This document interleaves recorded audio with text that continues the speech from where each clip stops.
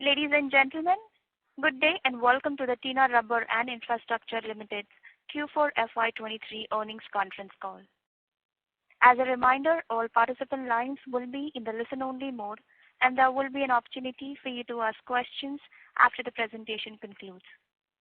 Should you need assistance during the conference call, please signal an operator by pressing star and 0 on your touchtone phone. I now hand the conference over to Ms. Purvangi Jain from Valorem Advisors. Thank you, and over to you, ma'am. Good afternoon, everyone, and a warm welcome to you all. My name is Purvangi Jain from Valorem Advisors. We represent the investor relations of Tina Rubber and Infrastructure Limited. On behalf of the company, I would like to thank you all for participating in the company's earnings conference call for the fourth quarter of the financial year 2023. Before we begin, I would like to mention a short cautionary statement. Some of the statements made in today's call may be forward-looking in nature. Such forward-looking statements are subject to risks and uncertainties, which could cause actual results to differ from those anticipated.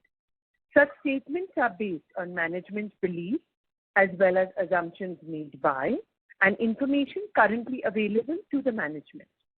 Audiences are cautioned not to place undue reliance on these forward-looking statements in making any investment decisions. The purpose of today's earnings conference call is purely to educate and bring awareness about the company's fundamental business and financial quarter under review. Now, I would like to introduce you to the management participating in today's earnings conference call and give it over to them for their opening remarks. We have with us Mr. Gaurav Sekhri, Joint Managing Director, Mr. Subodh Kumar Sharma, Director and Chief Operating Officer, Mr. Ravinder Chhabra, Chief Financial Officer. I will now hand it over to Mr. Gaurav Sekhri for his opening remarks. Thank you. Thank you, Purvangi. Am I audible? Yes, sir. Okay. Gaurav Sekhri, and a warm welcome to everyone. Good afternoon. It's a pleasure to welcome you to our earnings conference call for fourth quarter of financial year ending 2023. I sincerely hope everyone is keeping safe and well.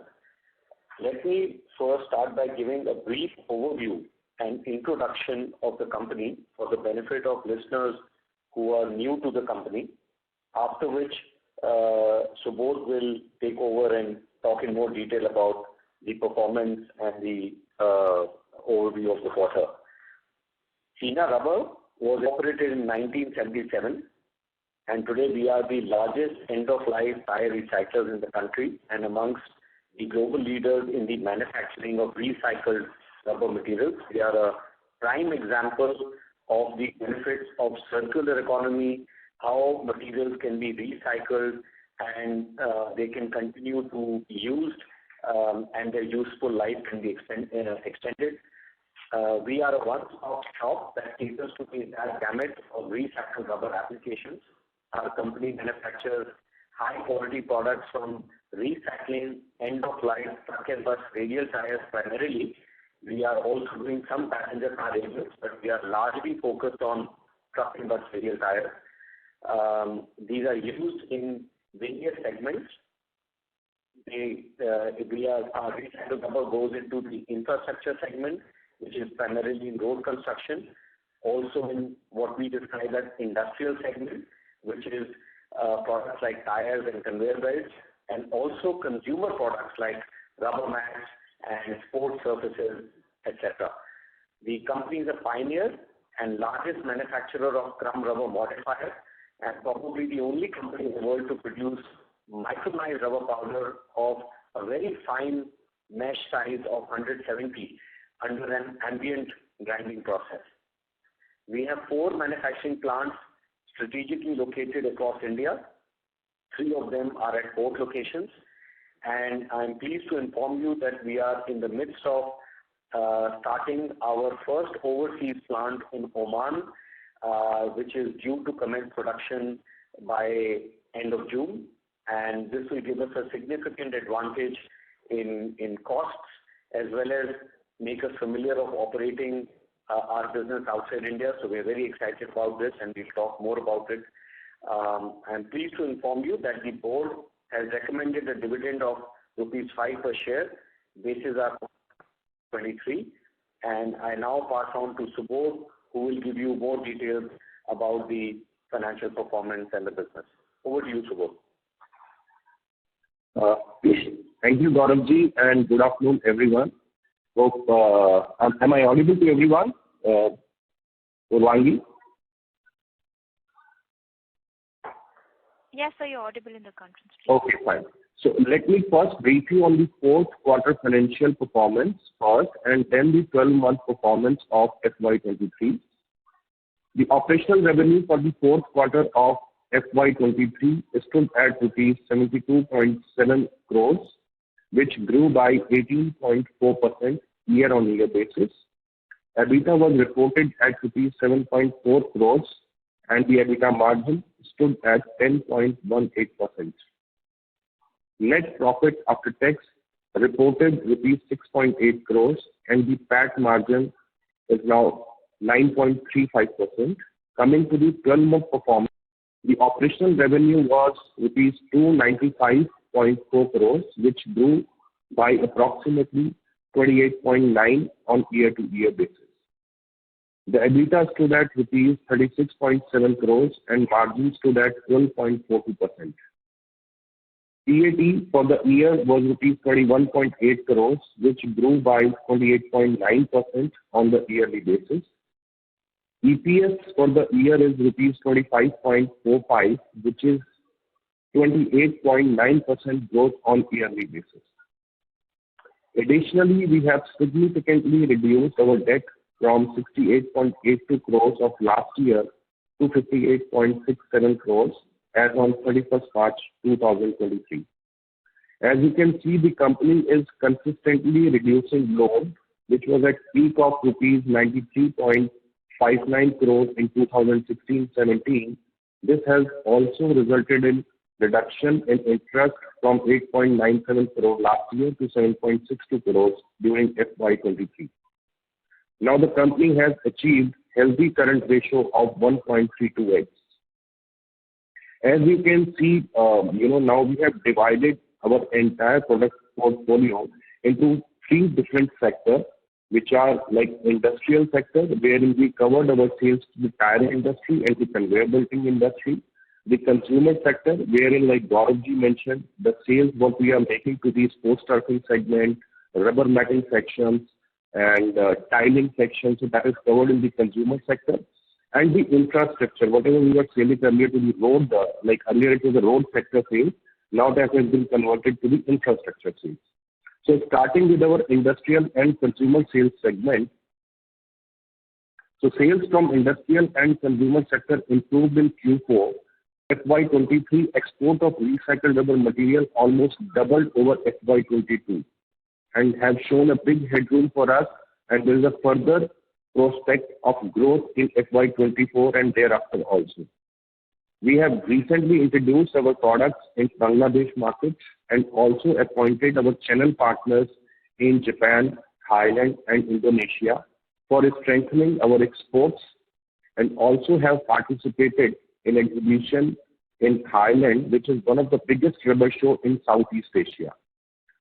During the quarter, we have received breakthrough orders from 2 major multinational tire companies, and we have commenced the export to these countries. Our Wada, Mumbai factory recently got certified for IATF certification. This is prior to this financial year, we got certified for our Chennai plant, and this year we got certification for our Bombay plant. This will further strengthen our business with tire companies, and we consolidated our reclaimed operations by shifting our de-vulcanizer plant from Panipat to Wada, and this will result in improvement in the operational cost. On the infrastructure segment sales, we are impacted due to extended winter in the northern India. We secured work contracts for deployment of 3 mobile building units at National Highway Authority sites with large road builders to process over 15,000 tons of rubberized bitumen processing over the period of 12 to 15 months.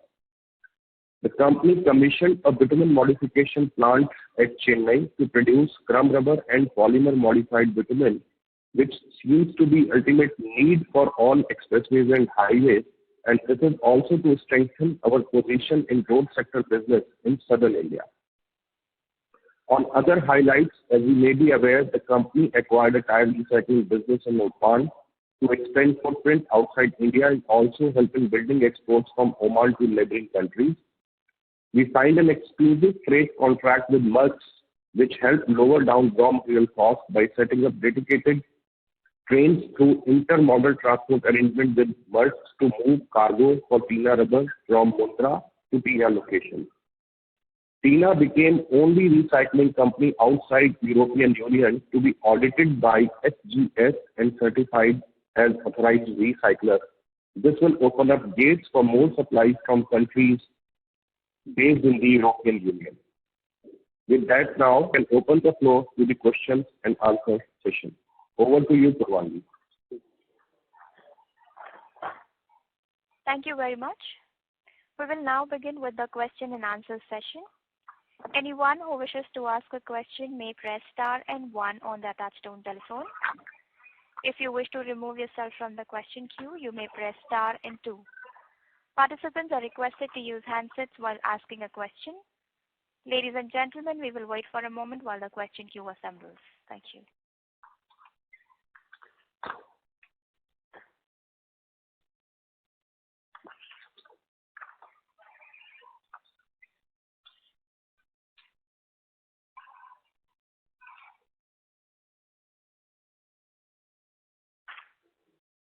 We take our first question from the line of Mr. Pranay Jain from Deal Wealth Securities. Please go ahead, sir. Thank you for the opportunity. Congratulations on a good set of results. The first question is, simply, if you could break it up into industrial, consumer, and infrastructure, the 3 segments, what is the revenue mix in this year, and what is the growth that you see versus what we are penciling for the next couple of years? Hi, this is Gaurav Sekhri. Our sectoral breakup is roughly 50% has come from the infrastructure sector, and approximately 25% is from the industrial sector. Roughly 7% is from consumer sector, and the balance is essentially steel sales, which is a byproduct for us. This is for FY23. And we expect, the next few years, the revenue breakup to remain more or less consistent, although we see a lot of headroom in consumer sector because that's a bit nascent and the adoption of recycled rubber is catching on very fast. So I think we could see, higher contribution from consumer sector in the next 1 to 2 years. Okay. And with regards to the large order of 15,000 tons that we are processing currently, what could the revenue from that be, as well as if you could give some light on other such large orders or projects that we are expecting to bag? So, we have various such assignments and orders that we continue to execute, but, the order I think you're referring to is from IOC, which we had made a disclosure about. That is a significant order of a single order in terms of its value. So we made that disclosure. That is to be executed over 2 years, and the value is approximately 100 crores. Okay. And also the work that we are executing at the 3 NHAI sites, I was referring to that. What could be the revenue we could clock in this year? And also such kind of projects that we are either at advanced stage or hopeful of getting this year. So there are, various, highway projects where top layer work is going on, which we continue to execute. Many of them finish over 3 to 6 months, and new ones get taken up. It is difficult, I think, for me to tell you all of them by list, but the revenue contribution will remain largely same, is what I can share with you. Okay. And with regards to the industrial side, if you could give us some idea, since we had some partnerships, some breakthroughs you mentioned. More keen to understand what could be the growth on the export side, since from a small base that is accelerating. So what could that number look like this year and next? Sure. So our exports have doubled from FY22 to FY23, and this has been our focus area. I think every interaction we've had with shareholders, we have made that intention very, very public because we see tremendous headroom in it, and results have begun to come. Our exports have doubled. I expect us to grow exponentially in exports, and I think Subodh mentioned during his speech that we have now got breakthrough with 2 multinational tire companies. I think that will be a significant contributor to our exports, because some of these tire companies, have multiple plants in various geographies. So when we get started with one, it is quite natural that, we will also begin supplying to their other plants. So we expect, to continue with this kind of growth trend that we have seen even in this year. So from 295 crore revenue this year, how much was exports? Roughly, it was exactly 17 crores for FY23. And this could be, let's say, 50 crore in 2 years' time. Do you think that's possible? The opportunity is there. And we have already shown that we have the ability to cater and service. So, I don't want to give numbers exactly, but we are very much on the path to see exponential growth. Okay, and anything on the consumer side, since we are seeing that sports activity, investments, that kind of expenditure is picking up. So if you could also throw some light on that front, what we should expect? Absolutely. So on the consumer sector, there are the more established applications like sports surfaces, gym tiles, services. Rubber tiles are now getting used extensively in schools to prevent injury amongst children, in the play areas. So these kind of things and applications are still at a very nascent stage. As the awareness is increasing, tremendous growth opportunity here, and we are counting on it, and that is also gearing up on our, production capacities. Okay. And last question before I get back in the queue. What kind of, contribution we are expecting from our Oman business going forward? Oman business, we expect to commence production by mid-June, and we expect it to contribute approximately 15 crores in top line in the current financial year. Okay, so all of this put together, it could improve our margins back to last year's levels, let's say 16%. Do you think that's possible with the current environment that we are seeing? Yes, there is a variety of developments, benefits of scale, even correction in freight rate costs, etc.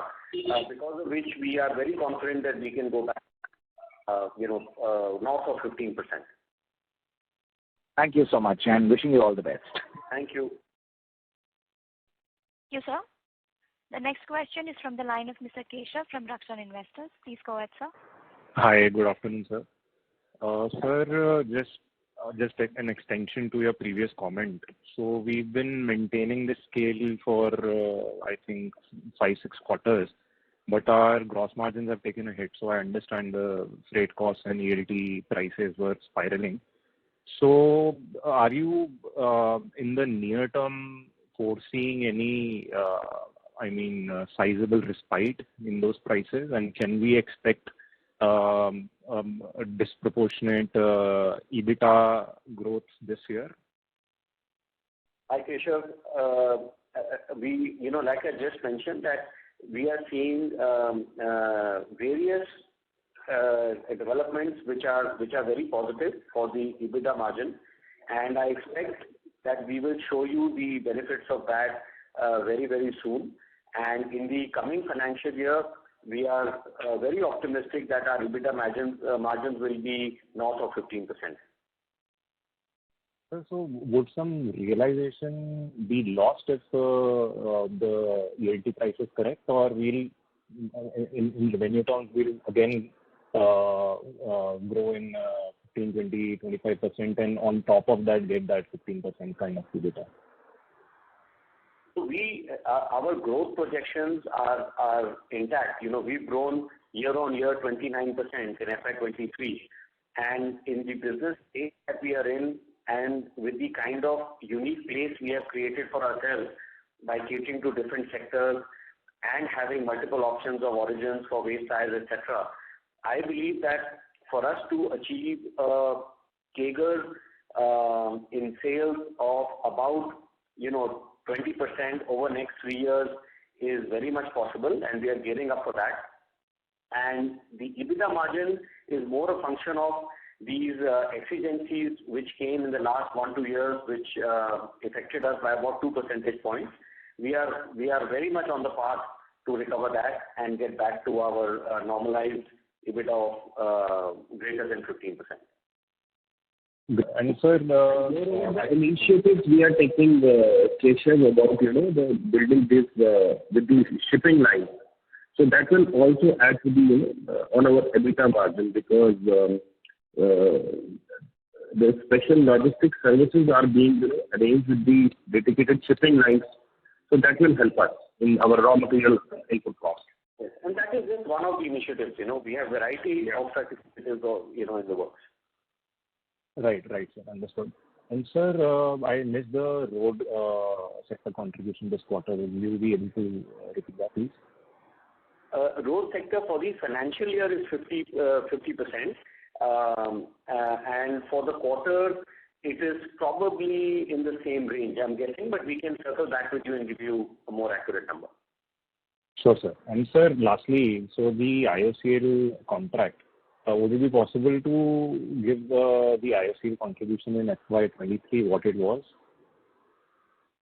Our IOC contribution in FY23, again, we can send you the exact details, but my guess is that in the previous year, IOC contribution probably was in the region of maybe 25 crores. Okay. All right. Okay, sir. I'll come back in the queue. Thank you. Yeah. Thank you. The next question is from the line of Mr. Surya Narayan from Sunidhi Securities. Please go ahead, sir. Yeah. Thank you for the opportunity, sir. Just to understand your business, I have a basic doubt that related to the weight distribution. Last year we had around 42,200 and 48,286. If you can give this year's figures, total figure, because in the presentation the segregation is missing. But considering the last year's figure, so we had the weight distribution was not matching to total. I am assuming around 1% process loss. So if that was the case, then the road is around 51%, non-road is around 84%. So how is it actually, if you can clarify? Because out of 48,286 tons of processed tires, 24,800 is towards the road, and non-road is 40,627, and steel is 11,973. So, firstly, we have products within the infrastructure sector, which is sort of what we used to call road sector. Now we have rechristened it as infrastructure sector. We don't only have rubber as a product. We also do bitumen and emulsion. So all of that gets counted together. So maybe the anomaly is coming for that reason. And our total tires crushing for FY23 is close to 74,000 tons. That's what I can share with you. 74,000. Because okay. So you mean to say that some of the road and non-road, whatever you have reported, that is the classification is something which you need to correct it, right, sir? So we don't need to correct it, Mr. Narayan. What I'm clarifying to you is that our road sector sales, which we classify as infrastructure sales, has products other than rubber. So it is not a direct correlation how you are trying to calculate it. We also have other products which go to the road contractors like bitumen and emulsions. But sir, but ultimately the segregation, if you see, 48,286 FY22, I'm just talking about FY22, 48,286 tons, road has gone into 24,800, non-road is 40,000, and steel is 11,973. You take out the steel altogether, and let's say 1 to 4% process loss could be there. Then where the non-road and road segment is fitting into, it is totally exceeding 100%. I think you can just mail us your query. We can answer it better like that. And the process loss I can confirm to you because that is a more definitive answer I can give you. Our process loss is roughly 0.5 to 1%. Okay, 0.5 to 1%. Okay, fine. And secondly, if you are so much bullish, so just to understand, because you are sweating out the assets, up to nearly close to 4 to 5 times recently, currently. So it is necessitating that you should be raising the capacity apart from the Oman one. Oman is a very small facility. But what are we doing for capital allocation? Because our balance sheet can accommodate more dates and all. So why are you just now hesitating to go forward any capex ahead? Man, we are not hesitating at all. We are crystallizing the opportunities which we are analyzing, and in the current financial year FY24, we expect to do capex of around 30 crores. 50 crores. 30. 30 crores of capex, will lead to what kind of revenue? I mean, that is around 100 crores maximum. Yes, it is possible for it to contribute approximately 100 crores. Okay, so that will take care of the growth vision that we are carrying up to 2025. That's correct. Okay, and so more of the road segment, in our earlier meet, recent times, what it transpired is that the more we do for the road projects, so we will be getting higher margin. So what is the trend currently, and whether going ahead also we will be devoting more towards the road rather than the tire segment? We don't approach this business in this manner. We are seeing opportunities in both sectors. In the industrial sector, there is a huge opportunity in exports. There is a huge opportunity with multinationals. There is a great opportunity in consumer products, in amplifying that business, and in the roads as well. As more and more projects are getting allocated for flexible payment and the rules are getting understood by even state level, we see very good growth there. So we will pursue all opportunities with full vigor. Okay. And so why you discontinued giving the information about different segments this quarter? I don't think we have had any change in what information we give. If you have a specific question, you are welcome to email it to us. Okay, you can check out whatever you have been giving the information regarding segregating the revenue base. So that is missing. So I was just pointing at that. So you are welcome to email us with a query, and we will do our best. Okay. I'll do with Subodh, sir. Thank you. Okay. Thank you, sir. A reminder to all the participants, anyone who wishes to ask a question may press star and 1 on their touchtone phone. Participants are requested to use handset while asking a question. We take the next question from the line of Mr. Saket Kapoor from Kapoor & Company. Please go ahead, sir. Namaskar, sir. Sir, firstly, if you could explain the reason for the increase in other income, the nature of the sale from 1.68 crore to 3.33, and for year on year from 96 lakh to 3.33 crores. So the other income, Mr. Kapoor, is, this year is 6.33 crores. Had, some benefit accrued to us on account of an EPCG obligation, which contributed about 2.2 crores. And some subsidy benefits for our plant from Maharashtra also are part of this. I mean, we can give you more details of it by email, but that is essentially, the other income segment. We are not actively pursuing any such, things to contribute to other income, but if by natural course of business, some income is generated, which we cannot classify as core business, will fall into this category. So if we segregate your other income, the increase in other income also, if we take that December quarter number at 1.69 and remove the increase, then the margins are further lower, sir. So what explains the same? And also, sir, I think so other expenses have gone up on a Q-on-Q basis from 11.80 crore to 14.68 crore. If you could explain the reason for the same.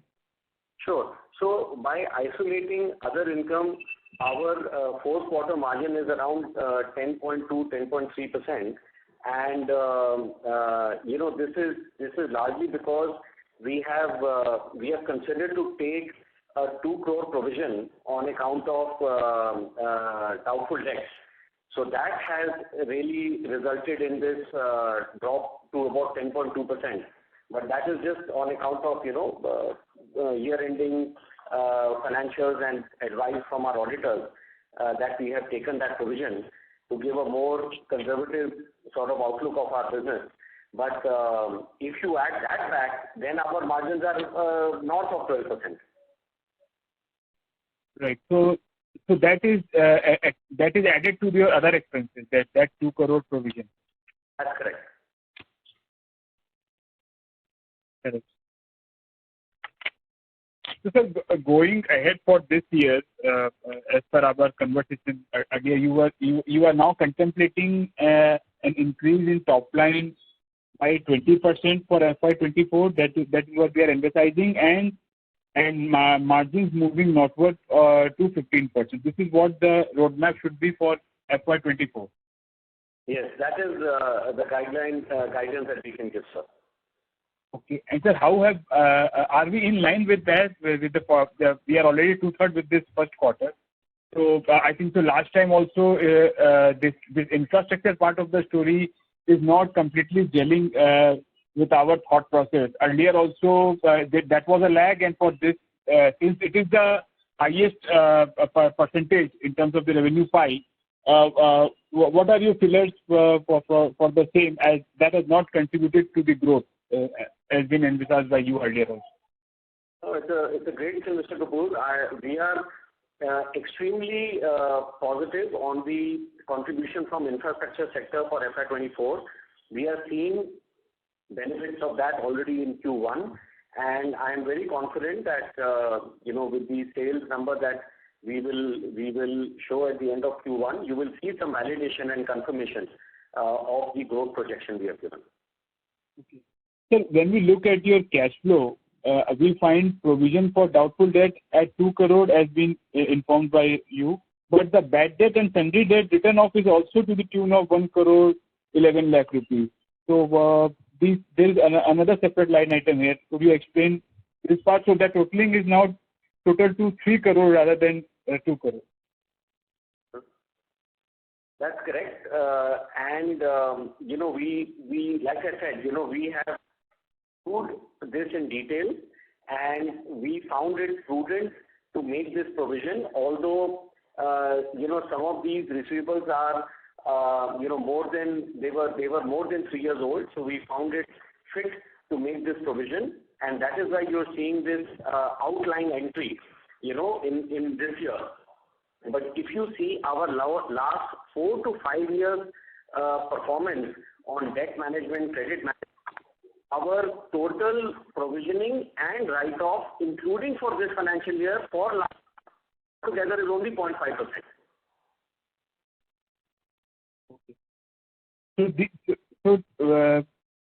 So what steps for the coming year? What kind of money provision can we look for? When this line item appeared for the first time, it was not for FY22. So what are you trying to convey, sir? I missed your point. Sure. Sir. So basically, what I inform our shareholders here is that if you see over the last 4 years, our sales to our provisioning ratio is 0.5% only, which shows, in our view, good credit control management. There was these amounts of approximately 2 crores where we felt it is better for us to make a provision for it. Although these are still in court and our recovery suits are filed and we are hopeful still of some recovery. But we felt because of its aging time, it is better to make the provision. And if we see our other debtors aging, etc., they are extremely under control, and we are very happy to share some specifics if you have a question by email. Correct, sir. So we have also an investment of 2 crore in associate company, which was also the line item for last year. So this is the Oman part where we are investing this money? No, sir. This, I think you are referring to our investment in TP Buildtech, which is approximately 50% owned by Tina Rubber. And TP Buildtech business has grown from 40 crores of revenue in FY22 to 60 crores of revenue in FY23. And it has made a profit after tax of approximately 1.2 crores. And we are very bullish on this business and this segment. As you may know, that this company was struggling over last 3-4 years, but we have now managed to bring it in profit. And very aggressive growth plan is planned for this business even in the current financial year. So it needed some growth capital. So we put our share and the other shareholders also put their share of 2 crores. Right, sir. And one very small pointer here. When we look at the cash flow part, I'm telling again to the same, sir, there is also excess provision of return back. So why are the excess provision not clubbed with the same money? We find excess provision return back of 1.3 crore. Then we have this bad debt sundry write-off of 1.10 crore. So how are these two different? What is this excess provision return back of 1.33 crore? The write-back amounts are on account of some, settlements that we had with some of our creditors, and this gain needed to be reflected, and we have reflected it as a write-back. Will go in other income, and that is how it has been reflected. Because it is not part of our core income. That's how we see it. Sir, on the net debt part, what is our current maturity for this year and the cost of funds? I will let our CFO, Mr. Chabra, answer this. Namaskar, sir. Our total debt is about 58 crore, and out of that, roughly 19 crore is term loan from State Bank of India, which is to be repaid over a period of next 7 years, and about 8 crore is GSER loan, which is to be paid in next 4 years. And what is the cost of funds, sir, for the term loan? About 10%. About 10%. Earlier, last year it was 12%. Now it is about 12%. 10% this year. And what is the current rating?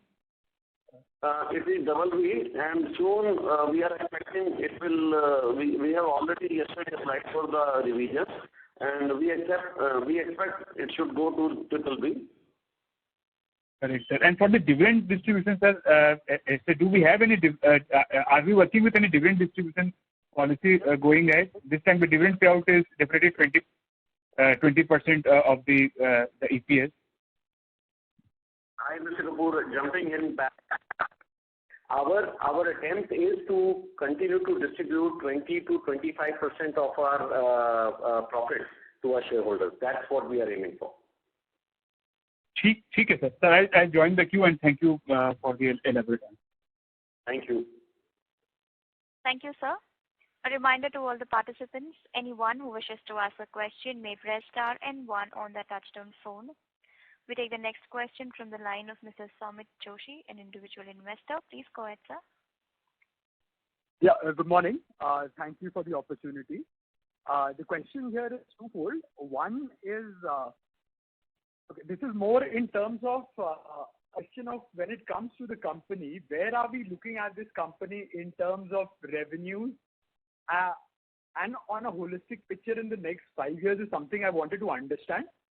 The second part would be more short term, and again, I can be wrong, but what I was looking at is that over a period of time, your growth has been very good, so that's kudos to you guys. But right now, if I'm looking at targets of, let's say, 20 CAGR growth for the next 2 years, don't you think it's a little conservative? So those are the two questions from my line. Sure. What's your name again, please? This is Saumitra, so 100 friends in Hindi. Saumitra. I think I want you to understand. Yeah.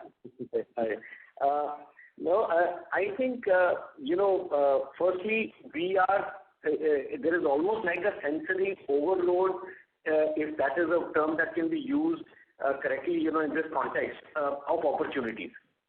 In the recycling space, sustainability space, circular economy space, the amount of innovation that is happening is just staggering. We are finding new applications, new possibilities, which are just amazing. What we are certain of is what I feel, it is better to share to give you correct guidance. And I believe, 20% plus, I use the word plus, is a growth that we feel is very much achievable. 20-25% CAGR is very much achievable over next 3 years. We are obviously being a bit picky on which opportunities to prioritize. For example, Oman, we found right up our alley in terms of expertise. We were already collecting tires in Oman. We were bringing them to India for processing. Upon analyzing of, the geopolitical situation there and the cost benefit of setting up the plant in Oman itself, it became a compelling proposition. So we prioritized it. Similarly, we are seeing extremely interesting opportunities which have a high degree of innovation, where the applicability of rubber can increase manifold. Some of it is in relation to how rubber can be effectively used with other recycled materials like plastic. So all these opportunities we are pursuing. We are talent to be able to understand them better. And, the growth projection that I see is, or that I'm sharing with you, comes from some of our business and verticals. And the new opportunities as they grew, they can bring about exponential turbo growth, but that would be premature for me to share with you today. So thank you. And is there any target that the company is taken? It may not be the exact target, a rough estimate also of where the company is looking at to be in the next 4 or 5 years. Let's say, I won't call it extremely long-term planning, but generally organizations do have a 5-year plan in place to understand what they are targeting. If it cannot be shared, that's okay, that's fine, that's not a problem. But it can be, I would like a rough idea of what our organization is aiming at to be from a revenue perspective in the coming 5 years. Is there any target that we've taken? See, if not, that is also fine. That's not an issue. No, that's fine. See, at 20 CAGR, you can do the math, you will come up with a number, and I will give you the same. That is where we expect to be. But what we want to leverage effectively, and in the choices we make, is leverage our competitive advantages, leverage our learning, leverage our scale. Our learning in Oman will teach us how to harvest benefits in other geographies in Middle East, possibly into Africa. So this is the trend that direction we are taking. Oh, thank you so much. Thank you for the answers. Thank you. Gives me some clarity. Thank you, sir. We take the next question from the line of Smita Mohta from Credent Info Edge. Please go ahead. Hello. Hello. Hi. Yeah, can you hear me? Yes, we can hear you fine. Slightly muffled, but we can hear you fine. Okay, fine. Sir, I wanted to know your raw material breakup as rubber makes up majority of your raw material. So we had seen a huge rise up in the raw material price of rubber, and slowly and steadily they are coming down. So where do you see this, and what can be the impact on your financials? First question. Second is, if you can, tell us, as you are seeing huge growth in industrial as well as, consumer. So if you can predict 4-5 year growth trajectory for both of these segments. And since many companies are entering into recycling businesses because of government impetus and all, so do you think within 5 to 10 years can there be any competition? Are you sensing any competition, or you are hearing any competition which are entering into this area? Hi, so I'm just trying to articulate all the things you've asked me. First is some relation between virgin polymer and recycled rubber, right? Right. And your second question is on growth, and your third question, I believe, is on just competition and how that could impact us. Correct. Okay. So firstly, in relation to in regards to the relation between recycled rubber materials and virgin polymers, the recycled rubber materials invariably are 1/3 or sometimes 1/4 the price of virgin polymers. So the advantage of using them from a the price competitive basis remains very strong, irrespective. So I don't see any major impact of fluctuation of rubber prices on us.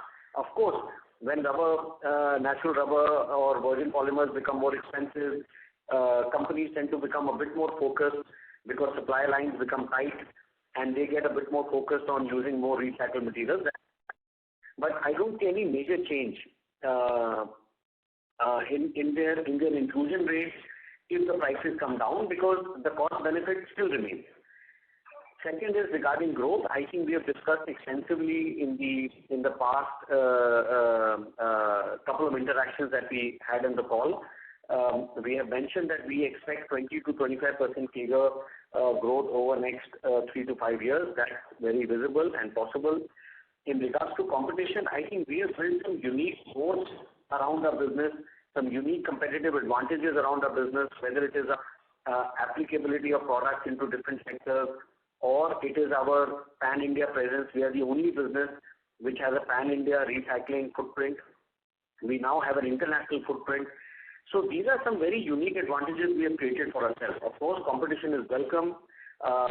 Good, informed, healthy competition is even more welcome because it makes us exert and become better. But I feel that with the kind of uniqueness we have built around our business, we are way ahead, I believe, presently, and even when I see in the future to people coming into tire recycling. Okay. So these two big orders, the partners that you have made or the clients that you have got in the auto segment. So how much appreciation or growth do you feel can be there because of these two new tire companies that you've got?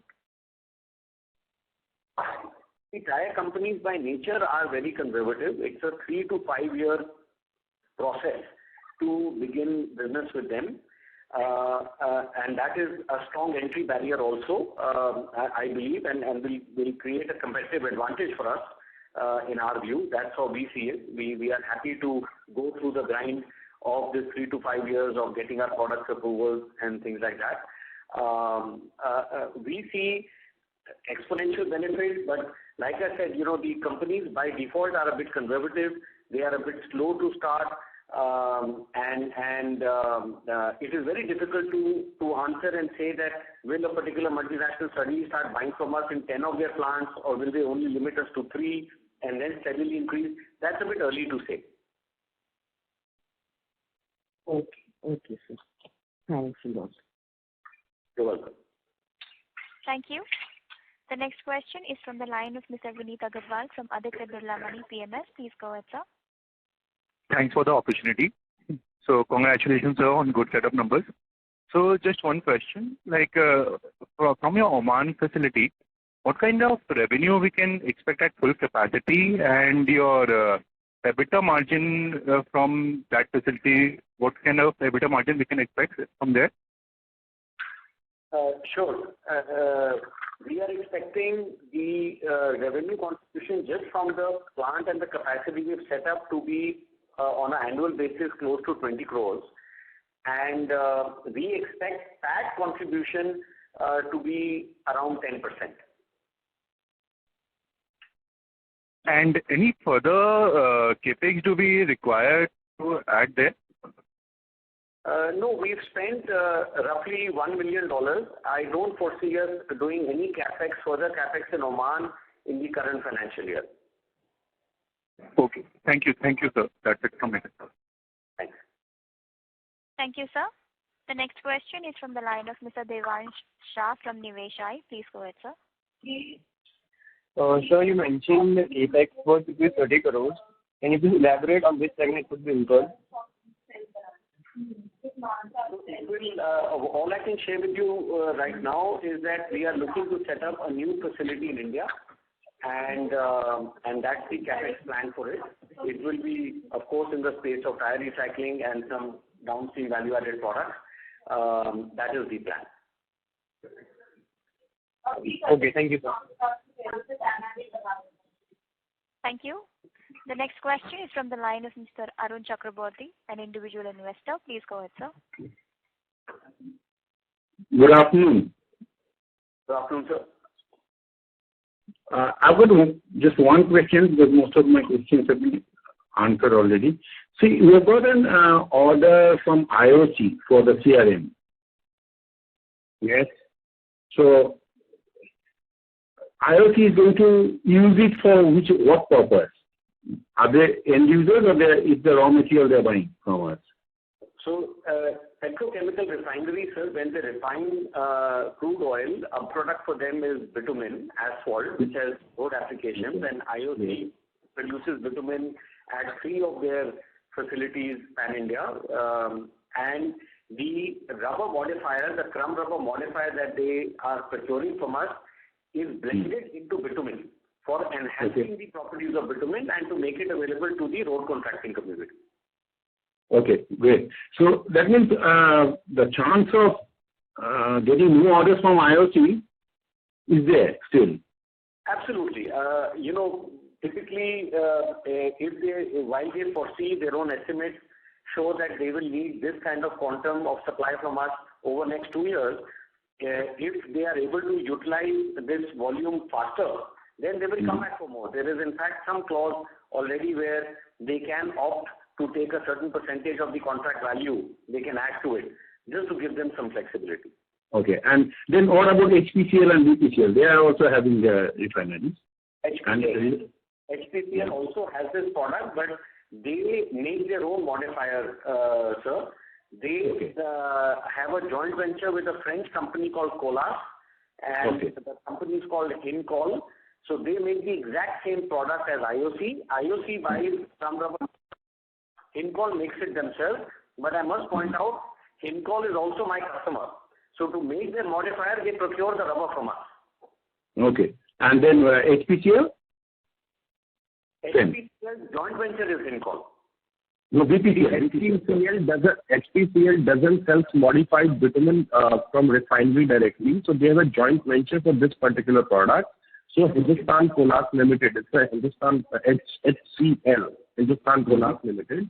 So they are basically promoting the modified bitumen, rubberized bitumen in the market on behalf of HPCL. Okay. And then BPCL also? BPCL doesn't having presence in this field, but Indian Oil is having we are directly doing, and in addition, in some of the locations, Indian Oil Corporation Limited have made tie-up with the Total. So ITPL, there is a company like Hincol. Okay. So from IOC, there is a chance of getting more orders in future. Is they satisfied totally with our product? Yes, that's correct. And like clarified, even Hincol, which competes with us In Crumb Rubber Modifiers, they are also buying the rubber from us. Yeah. Okay. Great. Okay. Thanks a lot. Thank you. Thank you. A final reminder to all the participants, anyone who wishes to ask a question may press star 1 on the touchtone phone. The next question is from the line of Munjal Shah, individual investor. Please go ahead. Sir, am I audible? Yes, very much. Yeah. Please go ahead. So thank you for the opportunity. So a couple of questions. Sir, one, I was just on observing since last 8 quarters, our EBITDA margin has been on it's going down. So can we assume that at 10.2% it is bottoming out because parallelly even gross margin is coming down. So I assume that because of the raw material cost we are facing a margin reduction. And my second question is, sir, if you can help me with the breakup of margins we are earning from industrial, infra, and consumer. So these 2 questions basically. Thank you. Hi. So on EBITDA margins, we mentioned and clarified that we believe when you in Q1 you will see already signs of revival of margin towards our target of 15% plus. And second, even in Q4, our EBITDA margin, had we not made the provision, was 12.5%. So there's already signs of EBITDA margin reviving in Q4 because in Q3 our margin was 11% odd, and we have moved up to about 12.3 or 12.4% without that provision that we made for write-off. So we are very much on target, and you will see better margins, I'm hopeful, in Q1. Okay. And so my second question of the breakup between margins in industrial, infra, and consumer. If you can help me with the number. We do not like to disclose that information. We consider it, relevant to our business to keep it private. So at this point, we will not be able to share with you sector-wise EBITDA margins. Okay, so fair enough. So one additional question. Sir, going ahead, how do we plan to focus on which sector? So basically, are we focusing more on infra, industrial, or consumer? So if you can just help me, which will be the highest margin segment, and what focus, which segment we are focusing on going ahead? We have, 3 teams working on these 3 different sectors. All are highly motivated to push themselves and exert in all of them. I cannot tell you today which we would focus on, excuse me, because we are focusing on all of them. We expect very good growth contribution from the infra sector because we are seeing now even state-level adoption of Crumb Rubber Modifier. We were not seeing much of that earlier. It was largely for national highway projects. In the industrial sector, we shared with you, we got breakthrough because of our continuous efforts with 2 multinational companies, and we see exponential growth coming from exports for the industrial sector. And consumer sector needs some education and some more dispensing of knowledge and benefits, which we are actively engaging in. So that will it will need effort, but the growth potential is immense. So it's very hard for me to tell you where we will be more focused on. We are focused on all 3. Okay, sir, got it. And so one last question, if I can squeeze in. Sir, you mentioned that we are putting a capex of 30 crores. So will it be from internal accruals or will add that to it? Most of it will be from internal accruals. We will consider taking some debt because we are very happy and comfortable with our current debt profile. So out taking some additional debt. Okay, noted, sir. So thank you for answering my question patiently. Thank you so much. Oh, no, my pleasure. Thank you, sir. The next question is from the line of Mr. Saket Kapoor for Kapoor & Company. Please go ahead, sir. Sir, thank you, sir. When we look at the raw material to the sales revenue mix, it was for this year closer to 46%. raw material expense of 135 crore to the revenue of 295 crore, wherein for the last quarter, that percentage is already down to 43.5%. So, if you could explain to us, even after on account of the lower raw material mixed to the sales, why are the margins lower? Removing that 2 crore exceptional part also. And also, how is the raw material basket going to shape up? If you could give the details of the raw material basket. So I think, Mr. Kapoor, if you mail me this question with more specifics, I think we can look at it more accurately and give you a response. But the basket of raw material, for us, is truck and bus radial tires. Occasionally, we are also able to pick up, some rail tires from certain geographies at a very competitive price. So it's a bit dynamic, to capture it and see it on 1 quarter basis. But I think for me to better appreciate your question, I think if you mail it, I may be able to do more justice to it. Right. And then going ahead, when you are penciling in the higher margins, EBITDA margins, what are you factoring in terms of the raw material prices? You are expecting benign prices going ahead. That is the fair assumption. We are not expecting. We are actually witnessing a downward correction in raw material prices. So that is a positive sign that we are witnessing, and largely that is because of our ability to create more options of supply. So that is where we are focused on, and it should naturally benefit in better margins, and that is why we are confident when we say that we should climb back to EBITDA of 15%. Right, and in particular to the IOC order also. So this order will also categorize into the infrastructure segment only? Very much so, yes. Yeah. And sir, going ahead, sir, what is the pie of the size of these kind of orders? What should a 100 crore order in this space signify? What is your market size in this segment? In the crumb rubber modifier business, whether we supply to IOC or we also engage directly with some contractors by supplying them modifiers directly as well, or the crumb rubber which goes to people like Simpol, which we just explained in the earlier question. In all of these are all rolling businesses which continue to trickle in. So it is all of this constitutes for us sales into infrastructure sector. No, I was just looking at the market size, sir. What should a 100 crore order gives us an idea of what can be cater going ahead, or if you could give some more stuff, yeah. When we see our market share of within the crumb rubber modifier space, let's say, we are probably 65 to 70% market share in the country. Okay.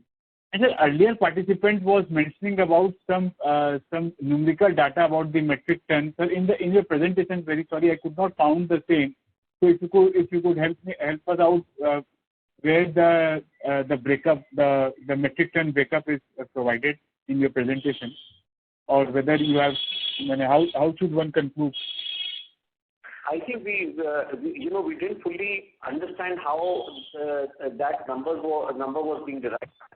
Question for an email for the question, and we'll do our best to answer it. So I would answer you the same way. If you have some query, please just send us an email and we'll do our best to respond. My suggestion is whatever feedback you get from participants like me and others, we should look forward to revise our presentation for the benefit of the investing community at large, and not keeping the conversation privy to only the participant who mail you, because then the benefit will only percolate to the person who mails to you. I think so. We should revise the presentation. Yeah. I appreciate the advice. We will consider it internally and see what other information we feel is okay to share. But you will appreciate, that in every business, that not everything can be shared also. But yes, I take your feedback and we are happy to consider it and re-look at it. Right. So just to sum up, for this year, we as the first quarter is in progress, 2/3 of it gone, we are more than confident of a revenue growth higher of 20% and our margins moving northward of 15%. This is what the sum and substance could be. In that direction, yes, sir. Yes, sir. Very much so. Okay. Thank you. Thank you for the reply, sir, and all the best to the team. Thank you. Thank you, sir. We take the last question from the line of Ms. Smita Mohta from Trident Info. Please go ahead, ma'am. Thank you for taking my question once again. I just wanted to know if the management can give the breakup of the the raw material cost. I'm sorry. Can you repeat, ma'am? Yeah. Can you give us the breakup of the raw material cost, sir?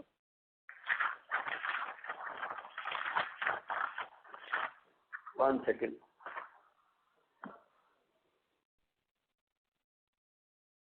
You would like as a percentage to our sales?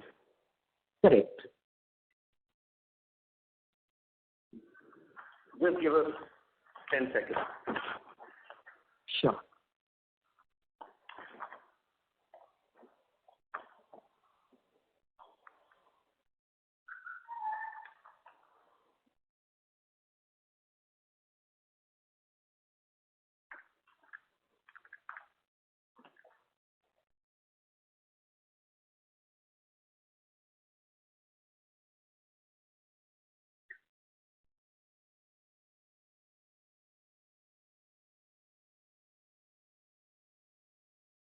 See, you mean, I think your question, if understood correctly, is what is the cost of these tires landed into our factory in relation to our end product pricing. Is that right? Basically, I would like to know that whatever end product that you are making, for that end product, the raw material that you are requiring, what is the cost of that raw material as a percentage of your sales? If I've understood correctly, that would be around 24-25%. But again, I think, ma'am, it's best is please send me a mail so we can respond more accurately. Yeah, my name is Smita Mohta. So you can just send it to our IR, Valorim, and they will pass it on to us. Okay, sure. Okay? Thank you. Thank you. Thank you. Ladies and gentlemen, that was the last question for the day. I would now like to hand the conference over to the management for closing comments. Thank you to all our participants here. Thank you for your interest in our business.